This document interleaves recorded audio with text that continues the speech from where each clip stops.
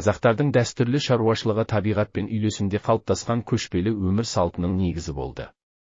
Көшпелілер үшін шаруашылық тек күнкөріс көзі емес, ол халықтың дүниетанымын, тұрмыс-тіршілігін және әлеуметтік қатынастарын анықтайтын басты жүйе еді. Көшпелілердің дәстүрлі шаруашылығының басты ерекшелігі мал шаруашылығына негізделуі.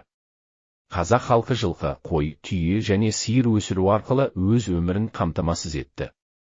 Мал азық, киім, көлік әрі байлық өлшемі қызметін атқарды.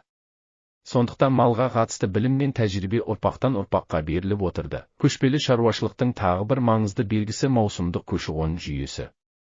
Қазақтар жыл мезгіліне қарай қыстау, көктеу, жайлау және күзеуге көшіп отырды. Бұл табиғи жайылымдарды тиімді пайдалануға, малдың күйін сақтауға мүмкіндік берді. Осындай қозғалыс көшпелілердің табиғатты терең түсінгенін көрсетеді. Көшпелілердің шаруашылық өмірінде еңбек бөлінісі де маңызды болды. Ер адамдар мал бағу, аңшылық және қорғау ісімен айналысса, әйелдер үй шаруасын жүргізіп, киім-кешек, тағам дайындады.